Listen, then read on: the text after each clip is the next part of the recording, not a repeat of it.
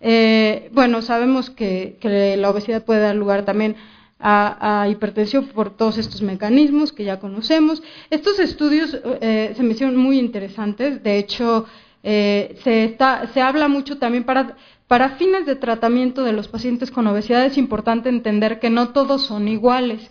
En algunas personas su tipo de obesidad se puede asemejar mucho a la adicción a ciertas sustancias o al abuso de ciertas sustancias, porque de hecho el consumo de alimentos, como se sabe desde hace muchos años, se parece a la adicción a sustancias o provoca en el sistema nervioso efectos que se llaman de recompensa, que es la activación de vías dopaminérgicas que puede ocurrir incluso al ver o al tener el estímulo del alimento o de la droga o la sustancia de abuso que se tenga.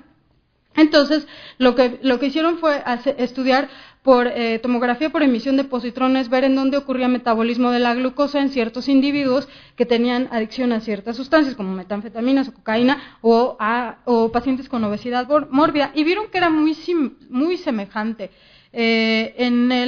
Aquí en pacientes con adicción a cocaína vieron que había activación de ciertos núcleos, como la corteza orbitofrontal, la región prefrontal lateral y el núcleo, la circunvalación del cíngulo, perdón, aquí. Esa área no se ve aquí en este corte sagital, pero en los pacientes con obesidad ocurre básicamente lo mismo al estimularse con el alimento que en personas.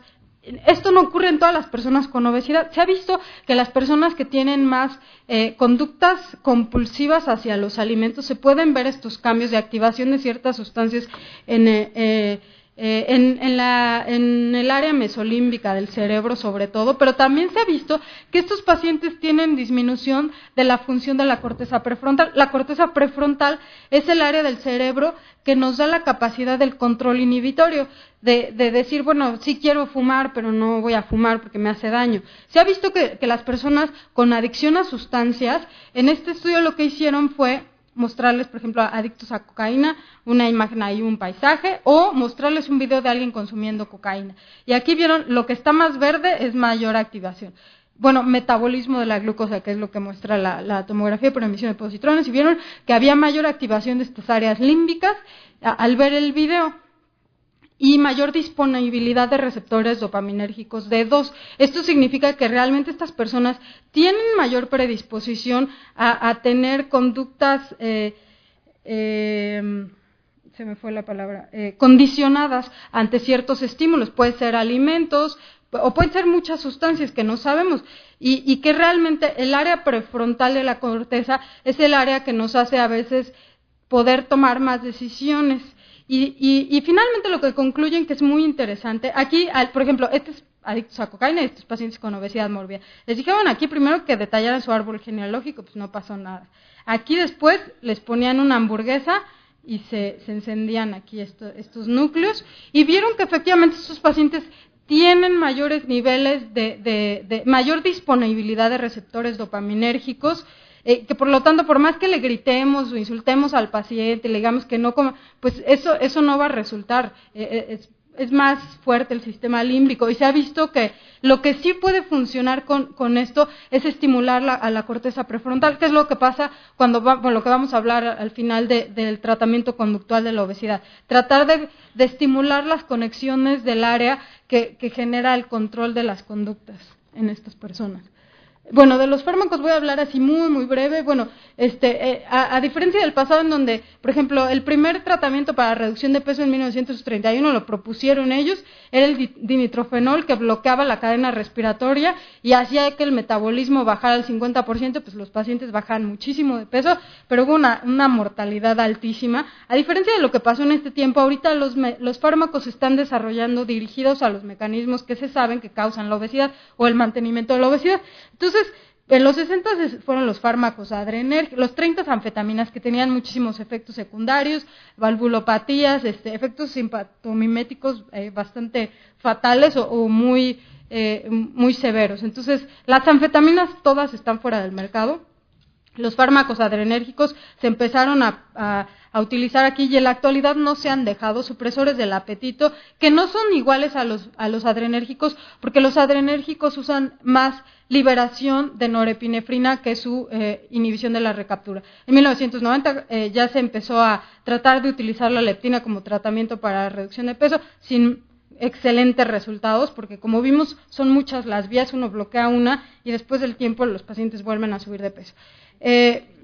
Y en la década, bueno, a partir del año 2000, medicamentos con efectos periféricos como los que vamos a hablar ahorita. Pueden tener efectos centrales o periféricos. Básicamente lo que buscan los fármacos es alterar el balance energético hacia el mayor gasto energético y por ende crear un déficit calórico que provoque reducción de peso.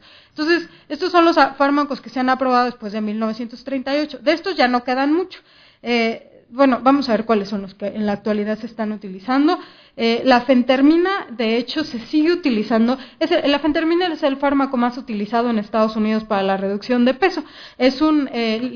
Favorece la liberación de norepinefrina y no de dopamina. Por eso es diferente de las anfetaminas, porque no provoca liberación de dopamina y tiene efectos simpatomiméticos. Los demás, el Orlistat es el único medicamento que inhibe la reabsorción de grasas. Todos los demás tienen efectos centrales no, aquí no está. El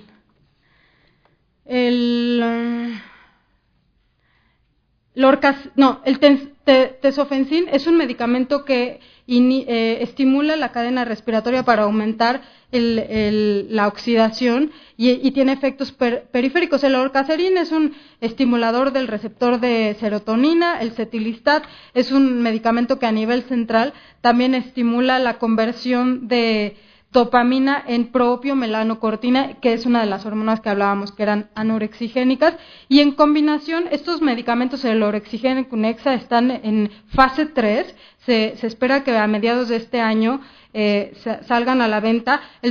Aquí, por ejemplo, la combinación de fentermina con topiramato. El topiramato se ha utilizado por mucho tiempo con muy buenos resultados para el trastorno por atracón. Es un medicamento que se usa mucho para crisis convulsivas, es un neuroléptico y sus acciones ocurren a través de incremento de los niveles de GABA, combinado con la fentermina que provoca supresión del apetito, ha dado reducciones de peso de hasta 9%.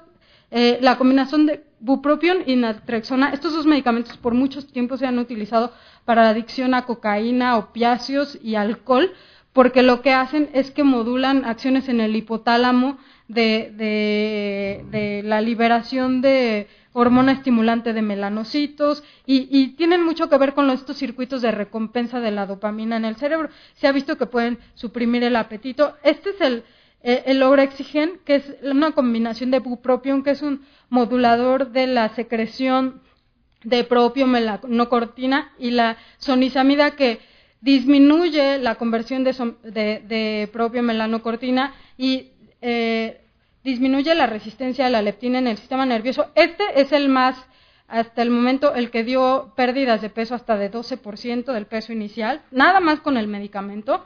Es bastante prometedor, se espera que esté para mediados de este año. Y la pramlintida, que es un análogo sintético de la amilina. La amilina es un medicamento que ayuda a desbloquear la resistencia a la leptina, y la mitraleptina, que es leptina sintética. Esta combinación también ha dado reducciones importantes, porque la leptina, como vimos, no nada más es anorexigénica, sino que se ha visto que en los pacientes que empiezan a perder peso, como disminuyen sus niveles de